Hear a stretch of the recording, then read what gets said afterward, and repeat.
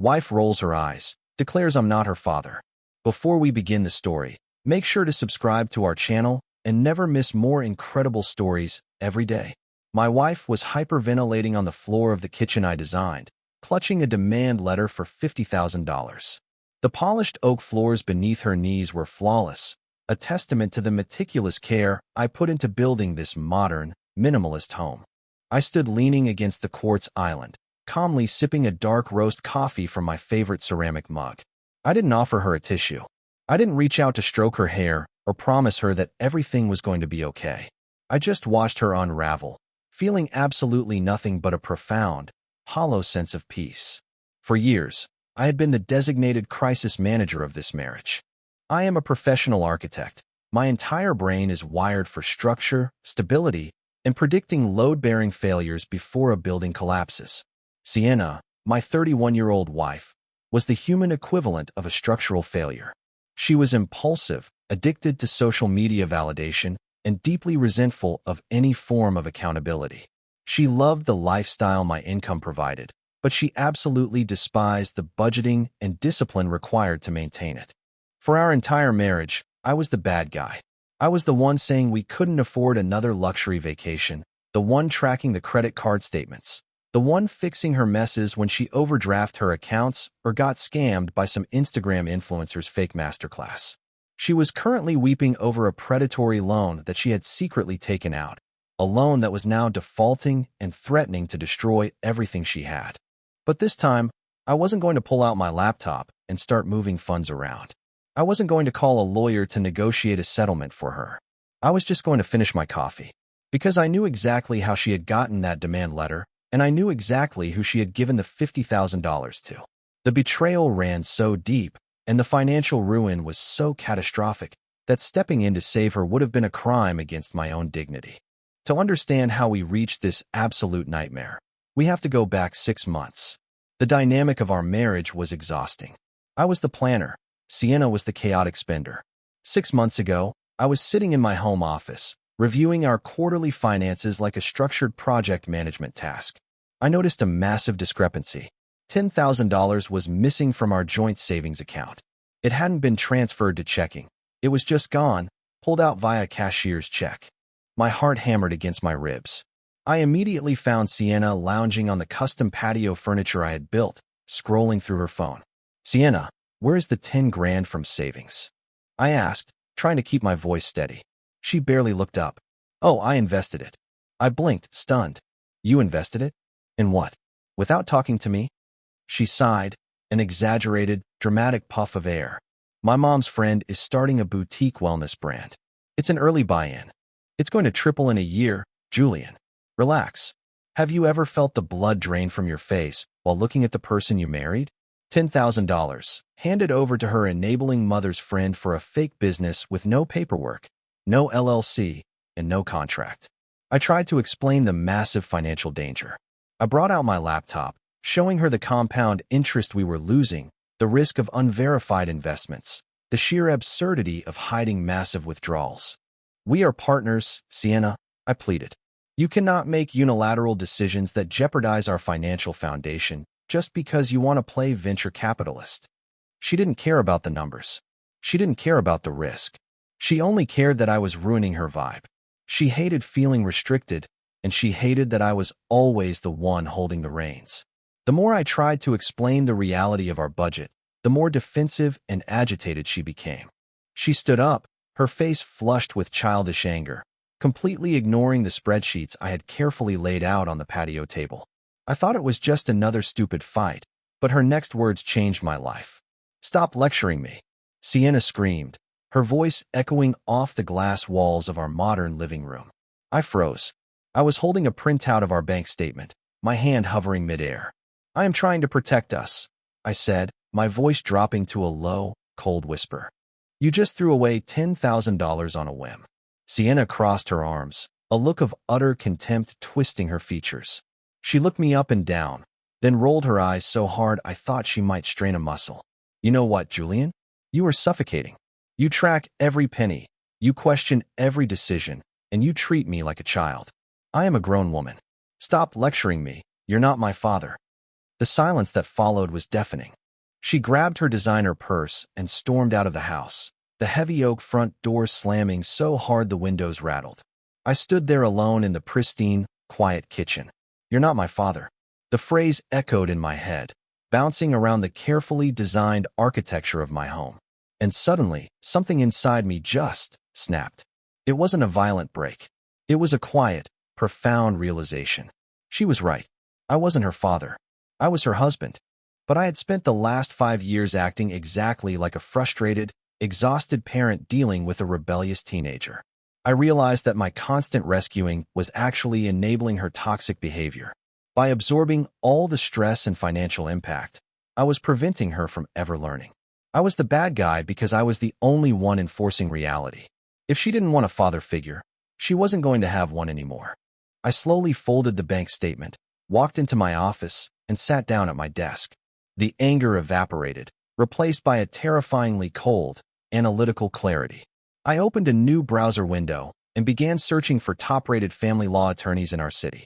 The moment she slammed that door, the man who used to protect her completely died. The pullback was immediate, surgical, and entirely silent. I didn't yell when she finally came home that night. I didn't demand an apology for the missing $10,000. Instead, I treated my marriage like a failing architectural project that needed to be structurally contained to prevent a total collapse. First, I quietly met with a lawyer to understand my exposure. Then, I went to a different bank and opened a private checking and savings account under my name only. I rerouted my entire architectural firm paycheck to this new account. I transferred exactly 50% of the mortgage and utility costs into our joint account, leaving the rest of the financial burden squarely on her shoulders. I legally and practically separated my financial life from hers. Then came the behavioral shift. For years, I had been her personal assistant. I reminded her when her car registration was due. I paid her personal credit cards so they wouldn't accrue interest. I reminded her of dental appointments. I stopped doing all of it. Overnight, I stopped asking about her spending. I stopped checking the mail for her overdue notices. I adopted a structured project management approach to my own life, leaving her entirely to her own devices. If she bought a $1,000 pair of shoes, I didn't blink. When her car got booted in the driveway because she ignored 3 months of parking tickets, I simply backed my own car around hers and went to work without saying a single word. She texted me a dozen times demanding I call the city to fix the boot, but I just replied with a thumbs-up emoji and muted her notifications. It was the first time I had ever let her truly face the music. The emotional detachment was incredibly liberating. I was no longer the villain in her story because I was no longer participating in her chaos. I removed my safety net completely, leaving her suspended over a massive, terrifying financial void. Sienna's reaction to my new boundaries was fascinating to observe.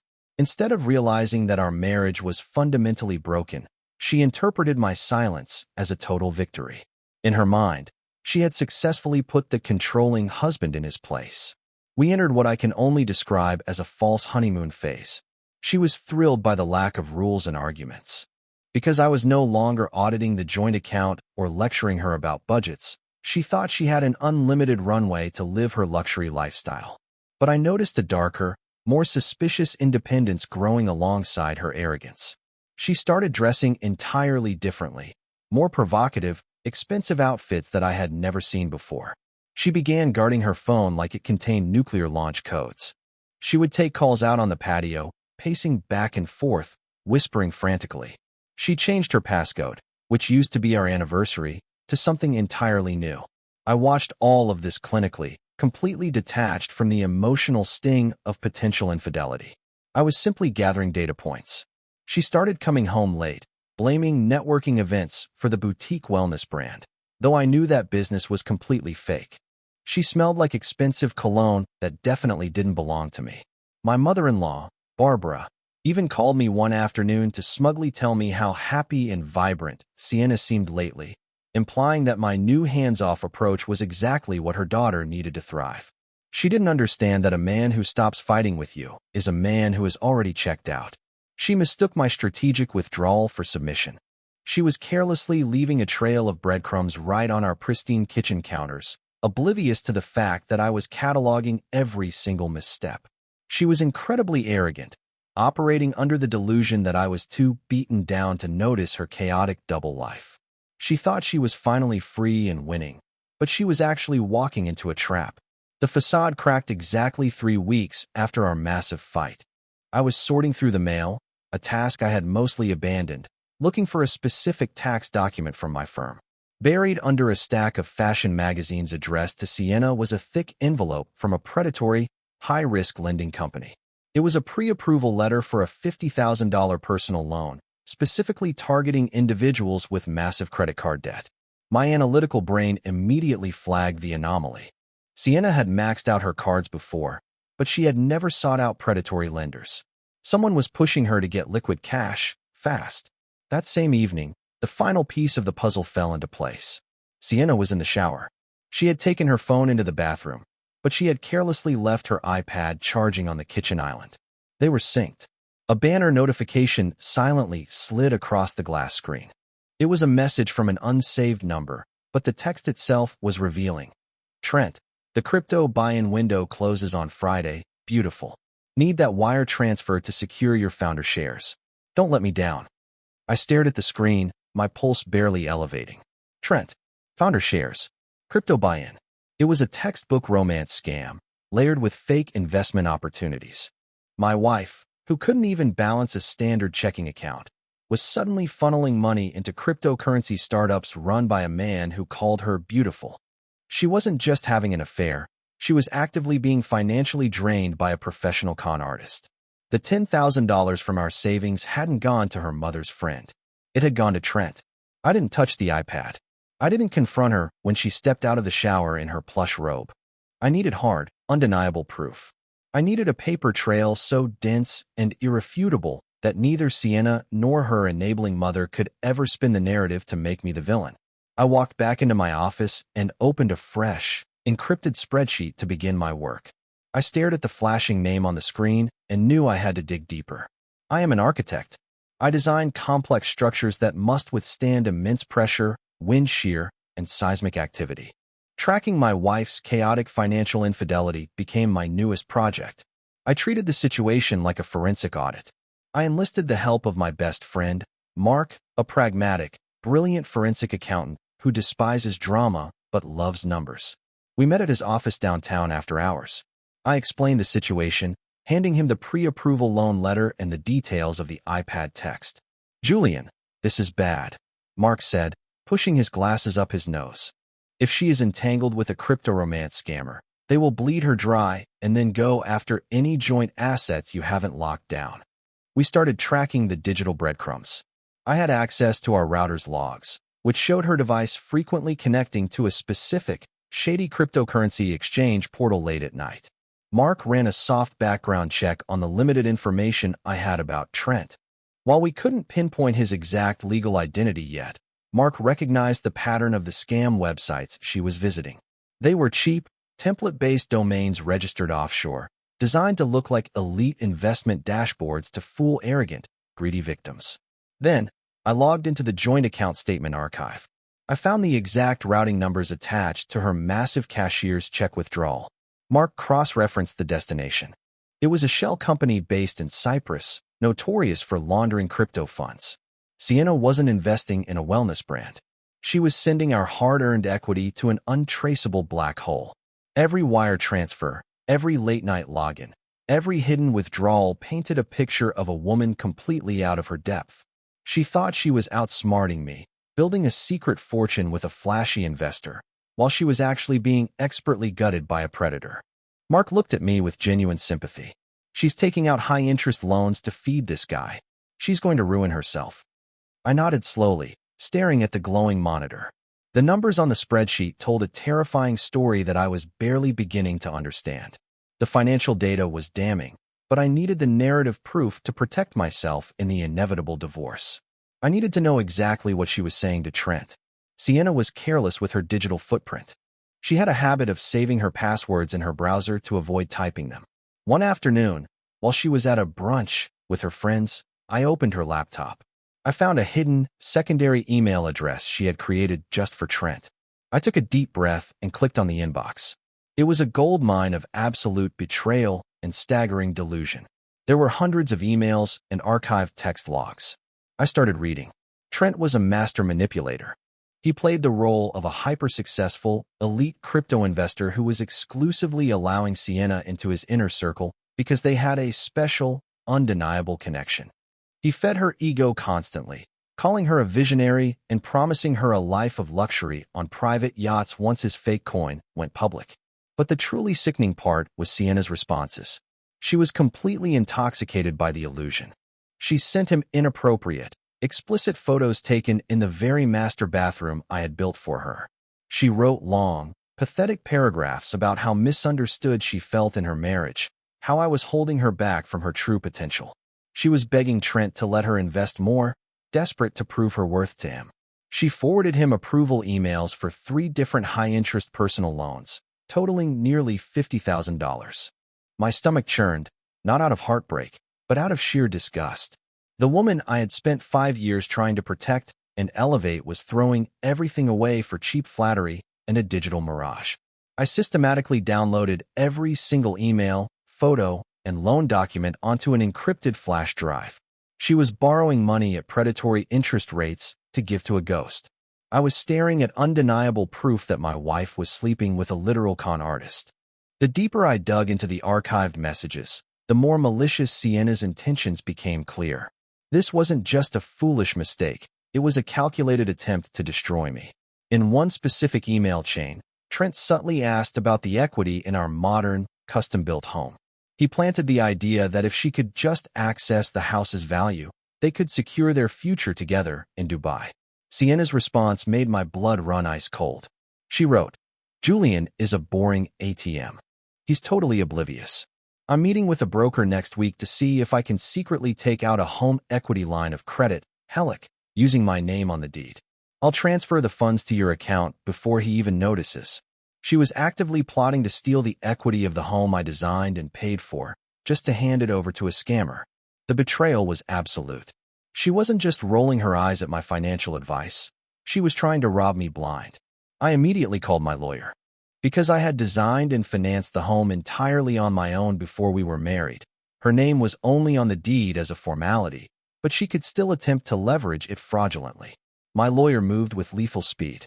Within 48 hours, we filed a lease pendens and legally locked down the property's title, preventing any new lines of credit from being opened without my physical, notarized signature. I also froze my credit completely. I built an impenetrable financial fortress around myself. I felt a grim sense of satisfaction knowing that when she walked into that broker's office, she would be hit with a massive brick wall. She had underestimated my intelligence and my vigilance. I was no longer playing defense. I was setting the stage for her total destruction. Let her drown in her unsecured personal loans. Let her ruin her own credit score. She was planning to steal my home, so I quietly locked the doors from the inside. With the house secured and the evidence safely locked in a fireproof safe in Mark's office, the only thing left to do was wait. I had created a massive binder, a physical manifestation of her betrayal, complete with tabs, bank statements, explicit emails, and the fake crypto dashboard screenshots. Now, I just had to let the clock run out on Trent's scam. I knew how these con artists operated. Once they sense the victim has exhausted their credit limits and can't secure any more loans, they vanish into thin air. I watched Sienna parade around our house for 3 more weeks, utterly convinced she was a secret crypto millionaire. She bought expensive designer clothes on credit, confident that her payout was coming any day. She treated me with a smug, condescending pity. "You work so hard for pennies, Julian," she smirked one evening over dinner. "You should learn to make your money work for you." I just chewed my steak slowly, looking at her with blank, dead eyes. "I'll keep that in mind, Sienna," I replied calmly. The restraint it took to not slide the binder across the table right then was immense. But the architect in me knew that the foundation of her fake life was already fracturing. She was constantly refreshing the fake crypto website on her phone. She started pacing the hallways late at night, her face pale in the glow of her screen when Trent's replies became slower and less affectionate. The anxiety was visibly eating her alive as the deadlines for her massive loan payments approached. I didn't intervene. I didn't offer to check the legitimacy of the website. I let her experience the agonizing terror of realizing she had made a fatal error. The silence in the house was heavy, pregnant with the impending disaster that she had entirely engineered herself. Have you ever watched someone you love confidently and arrogantly walk directly off a steep cliff? The collapse happened on a Tuesday afternoon. I was at my architectural firm, reviewing blueprints, when my phone started vibrating relentlessly. It was Sienna. 6 missed calls in 5 minutes. I let them all go to voicemail. When I finally drove home and unlocked the front door, the silence of the house was shattered by the sound of hyperventilating sobs coming from the kitchen. That brings us back to the moment I described at the very beginning. I found Sienna on the floor, clutching a terrifying demand letter from the predatory loan company. Trent had pulled the plug. The fake crypto website she had been obsessively checking was gone, replaced by a generic server not found error. The phone number she had been texting was disconnected. The email address bounced back. Her $50,000, plus the 10 grand from our savings, had completely vaporized. Trent had squeezed the last drop of credit out of her and vanished into the digital ether. And now, the loan sharks were circling. The interest on the unsecured loans was astronomical, and she had missed her first payment. She looked up at me, her face smeared with expensive mascara, her designer outfit crumpled on the floor. Julian, please, she gasped, practically crawling toward my feet. I made a mistake. A terrible mistake. You have to help me. They're going to sue me. They're going to take everything. She expected me to immediately drop to my knees, comfort her, and promise to liquidate my stocks to save her. She expected the old Julian, the crisis manager, to swoop in and make the bad men go away. But the old Julian was dead and buried. I leaned against the quartz island, sipping my coffee, looking down at the wreckage of the woman who had demanded I stop acting like her father. The arrogant woman who didn't need a father figure was suddenly terrified and completely alone. Sienna scrambled to her feet, clutching the quartz countertop for balance. She started spinning a frantic, watered-down version of the truth. I was just trying to help us, Julian, she sobbed, completely omitting the affair and the horrific emails. I met an investor, a guy who promised huge returns. I wanted to surprise you with a massive payout so you wouldn't have to work so hard. But it was a scam. The money is gone. I owe $50,000. Please, baby, just transfer the money from your private account. We can fix this. I listened to her lie directly to my face, marveling at her audacity. She still thought she was smarter than me. She still thought she could manipulate the narrative. I set my coffee mug down. $50,000 is a lot of money, Sienna, I said smoothly, my voice completely devoid of emotion. This is a serious financial crisis. I think we need to involve your mother. She always gives you such great advice on how to handle me. Sienna's eyes widened in panic. No, please don't call my mom. She'll be so disappointed. Just fix it, Julian. You're my husband. I pulled my phone out of my pocket. Too late, I said calmly. I texted Barbara 30 minutes ago. I told her there was a massive family emergency and she needed to come over immediately. She's pulling into the driveway right now. Sienna spun around, staring in absolute horror as her mother's luxury sedan parked outside our large front window. I walked over to my home office, unlocked the heavy oak door, and retrieved the thick, black binder from my desk drawer. The weight of the evidence felt heavy and deeply satisfying in my hands. I carried it back into the living room just as the doorbell rang.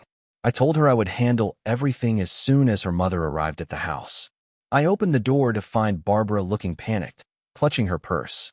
Julian, what's wrong? Is Sienna okay? She demanded, rushing past me into the living room.